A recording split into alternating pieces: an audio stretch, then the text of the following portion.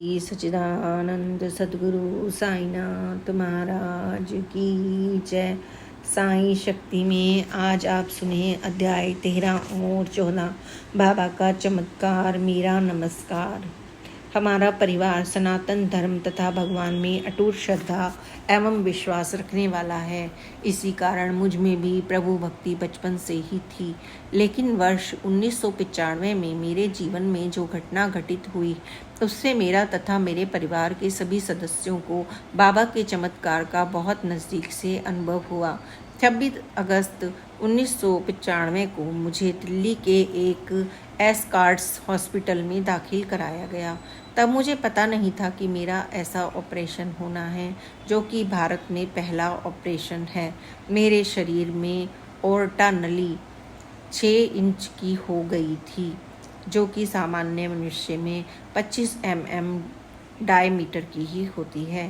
डॉक्टरों की राय में ऑपरेशन के बाद मुझे पक्षाघात होने तथा अनेक बीमारियां लगने तथा जीवन समाप्त होने का भी डर हो सकता था।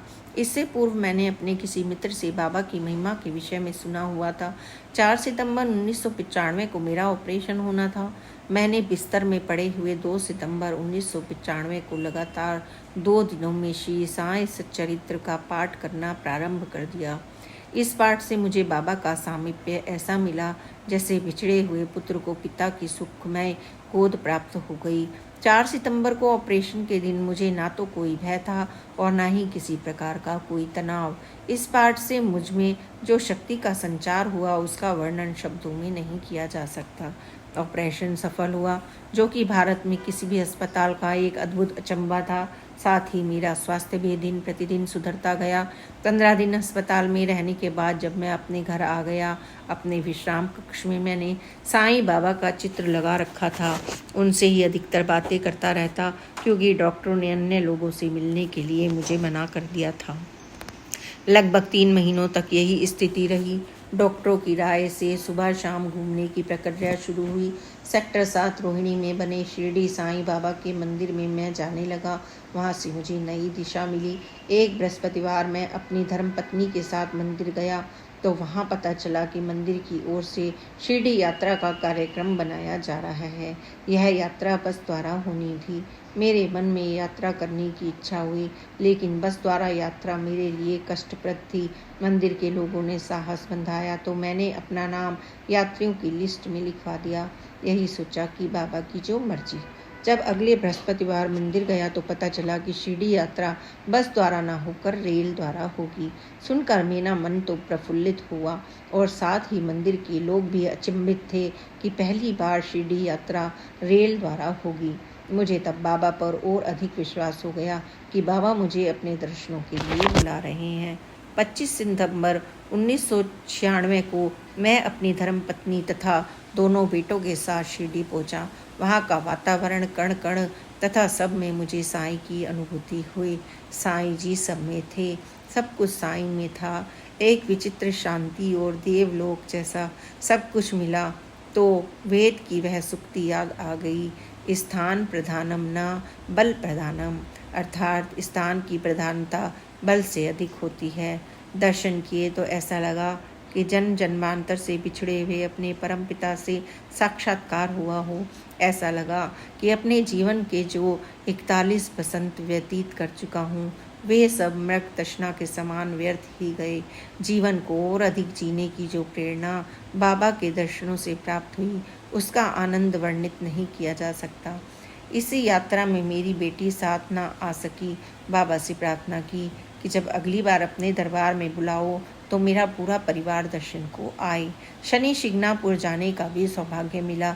लगभग 6 दिनों की इस यात्रा के बाद जब मैं दिल्ली वापस आया तो मेरा स्वास्थ्य आशातीत सुधर गया। 19 अप्रैल 1997 को एक बार पुनः बाबा का बुलावा आया।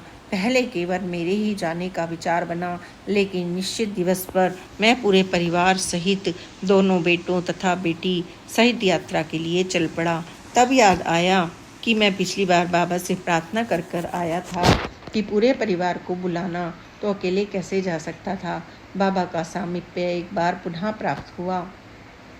अब तो बस यही इच्छा रहती है कि जब भी बाबा का बुलावा आए तो उनके दर्शन के लिए निकल पड़ूं। बाबा के उपदेशों को अपने जीवन में उतारूं। जीवन को बाबा की सेवा में समर्पित करते हुए गोस्वामी तुलसीदास जी के शब्दों में, अब प्रभु कृपा करो यही भांति, सब तज भजन करूं दिन राति। बाबा ने जैसे पहले मुझ गरीब की डूबती किश्ती को किनारे लगाया, आगे भी वे मेरे जीवन को सही दिशा दिखाएं, ऐसा मेरा दृढ़ विश्वास है। श्री सच्चिदानंद सद्गुरु साईनाथ महाराज की जय। सबकी चिंता बाबा को। यूँ तो बहुत कुछ कहा जा सकता है, बहुत कुछ लिखा भी जा सकता है, लेकिन कुछ ऐसा भी है जिसे सिर्फ महसूस किया जा सकता है। ऐसी ही है शिरडी के श्री साईं बाबा की दया करुणा, जिसे हम खुद महसूस करके ही किसी दूसरे को बता सकते हैं। यह बात सन 1955 की है। मैं अपने घनिष्ठ मित्र के हाथों धोखा खाकर बुरी तरह से टूट चुका था। शरीर के साथ साथ मन भी अस्वस्थ हो गया था। मेरे नित्य गिरती सेहत और बिखरते आत्मविश्वास से चिंतित घर वालों ने डॉक्टरों का सहारा लिया और फिर शुरू हुआ अलग अलग डॉक्टरों को दिखाने का कभी ना खत्म होने वाला सिलसिला। ना जाने कितने ही डॉक्टर बदले और ना जाने कितनी ही दवा बदली, लेकिन ना तो बीमार शरीर ठीक हुआ और ना ही अशांत मन को शांति मिली। यूं ही बीत गया पूरा 1 साल और मैं एक असहाय रोग को अपना भविष्य मान बैठा। 24 घंटे मन में यही विचार गूंजता रहता था कि एक लाचार जीवन से क्या लाभ, माँ बाप पर बोझ बनने से तो अच्छा है आत्महत्या करके इस जीवन को त्याग दूं। उस दिन भी मैं कुछ ऐसे ही विचारों के साथ अंधेरे में घिरा बैठा था कि दरवाजे की घंटी बज उठी। उठकर दरवाज़ा खोला तो सामने बहन और जीजा जी खड़े थे। हमेशा की तरह उस दिन भी मेरा हाल जानने ही आए थे। जीजा जी के पूछने पर मैं मुंह से कुछ भी नहीं कह पाया, लेकिन ना चाहते हुए भी मेरी आंखों से आंसू बह निकले। जिन्हें देखते ही जीजा जी ने कहा, मेरी बात मानो तो सब डॉक्टरों के चक्कर छोड़कर सबसे बड़े डॉक्टर यानी साईं बाबा की शरण में जाओ।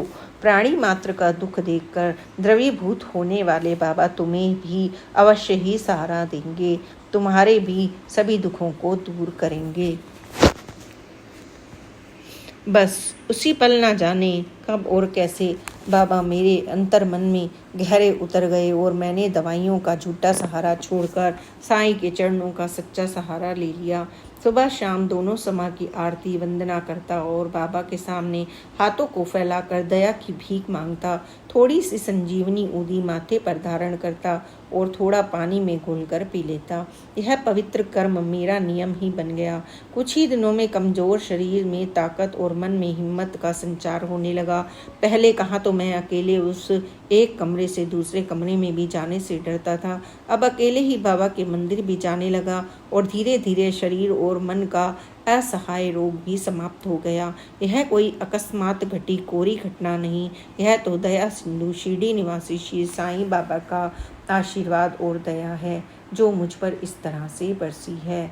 श्री सच्चिदानंद सद्गुरु साईनाथ महाराज की जय। Please like and subscribe this channel.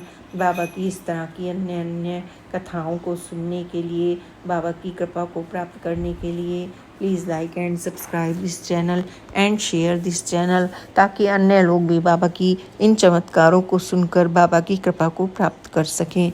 ओम साई राम, जय साई राम, ओम साई राम।